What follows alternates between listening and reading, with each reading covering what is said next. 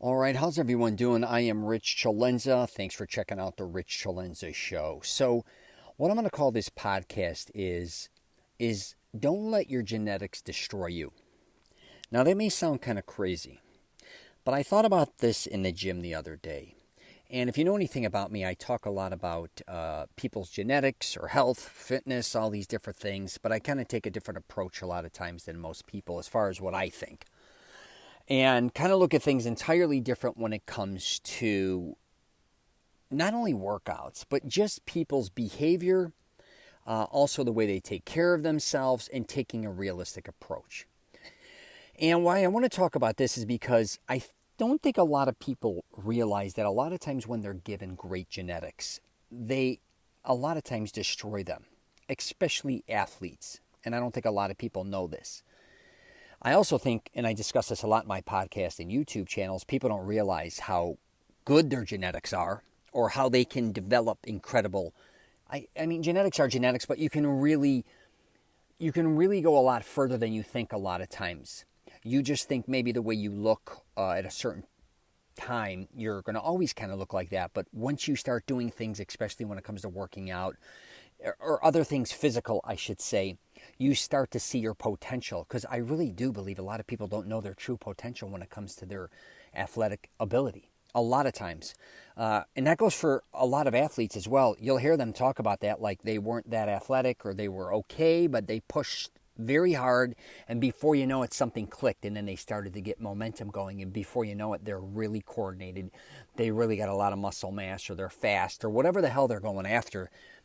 It kicks it in the ass. And then I've also seen a lot of people, and you may have seen this too, with great genetics, very coordinated, very athletic, that kind of just let it all slip away, which is, that's their prerogative. You can do whatever you got to do.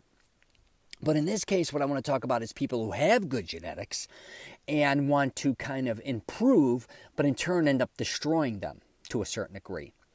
And I am one of these people, I think. I was really small. I talk about it a lot. And I had good genetics, but I was just a twig. I was very thin.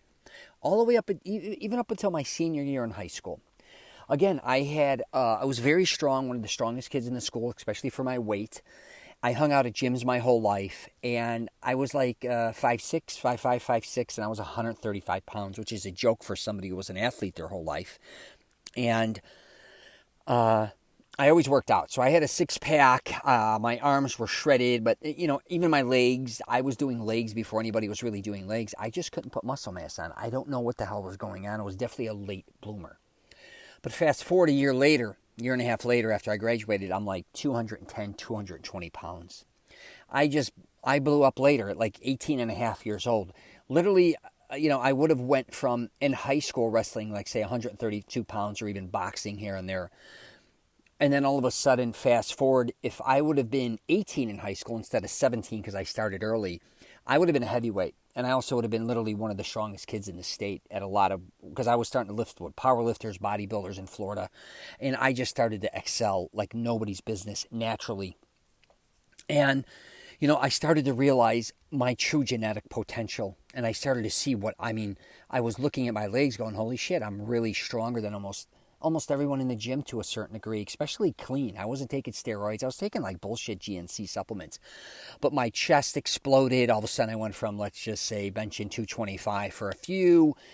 And then all of a sudden I'm warming up with, doing it 20 times, right? 25 times. Like I was just banging it out. Presses, curling, 60, 70, 80 pounds, sometimes dumbbells. I was just getting nuts, and I just started to see all this potential I had. And I have a big scar on my stomach, so I have no interest in becoming a bodybuilder, even though I hung out with bodybuilders. And powerlifting, I just looked at it like it just wasn't my thing. I mean, I just didn't like it necessarily. I liked lifting heavy, but I just didn't want to compete. I think it wasn't that I was afraid. I was just exhausted, I think, from competing my entire life in all different sports.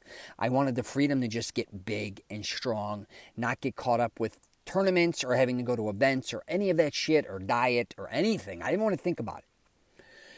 But I took something that I think regarding my genetics and I started to slowly destroy it. And what I mean by that is going heavier and heavier, which is fine because I was getting the mass, but also eating more and more and more and pushing my body to the point where I honestly thought I was going to have a heart attack.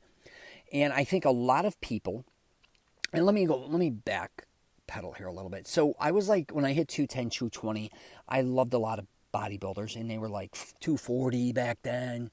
250 was huge, but I'm like, man, I think I could get naturally up to 260. I really do, because I'm like, I have this thing in my head, I'm only going to gain 5 pounds a year consistently after here, even though I gained more.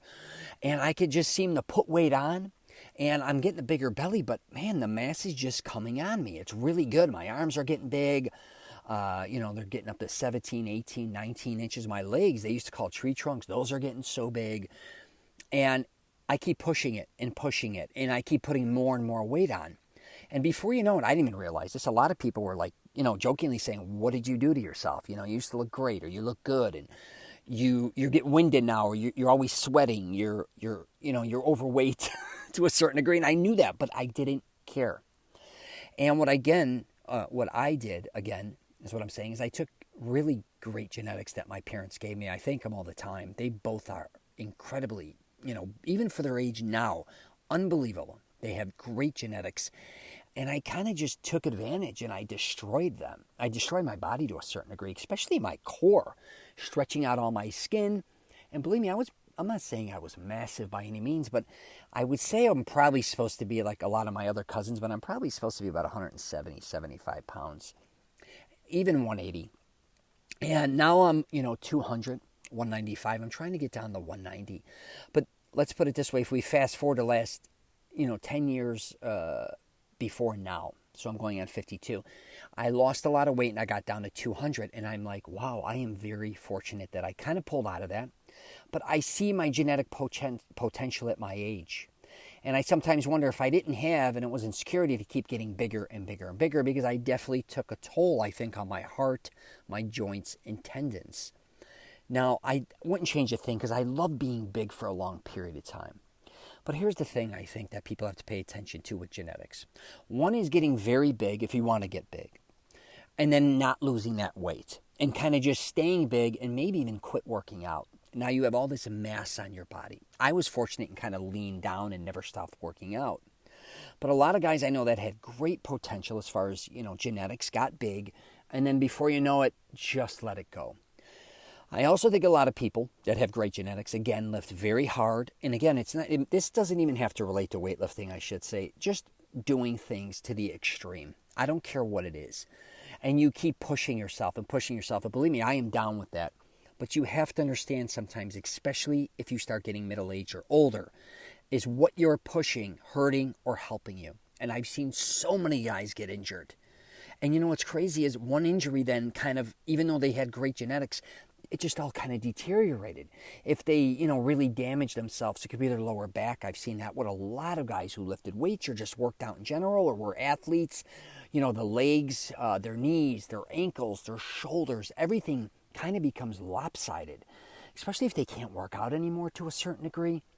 And a lot of that can be, it can be prevented. It really can. A lot of times there's a lot of signals there telling you, hey, you're going too heavy, or hey, you're starting to get pain in certain areas of your body. Hey, we're gaining too much weight here. Even if you want to, take juice, take the sauce, or you want to take certain supplements to get bigger, I get it. But sometimes, again, pay attention to what this is doing to your body. I'm going to wrap it up with this because I've been trying to keep these short.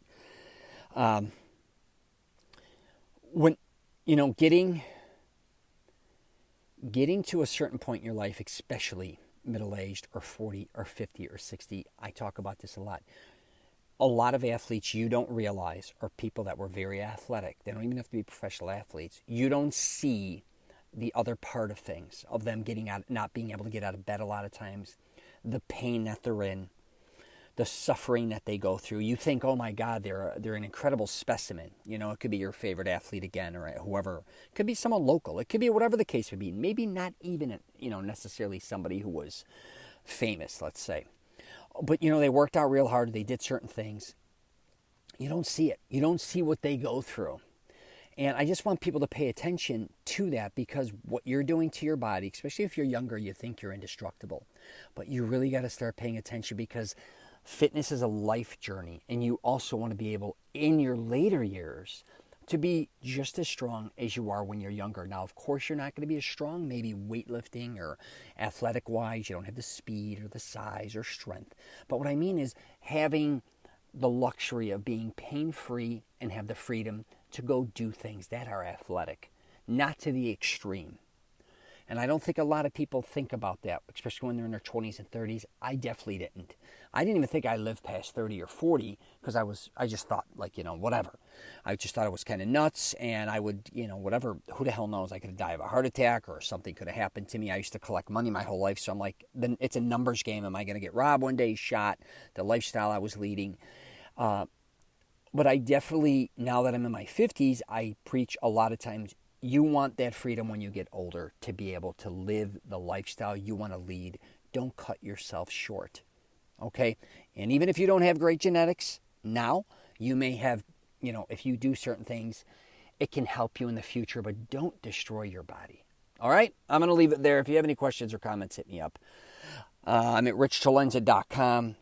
What else? MasteringSelfConfidence.com. I try to help men with many different things regarding confidence and fitness and wardrobe and different things as well. So if you want, you can reach out as well regarding that.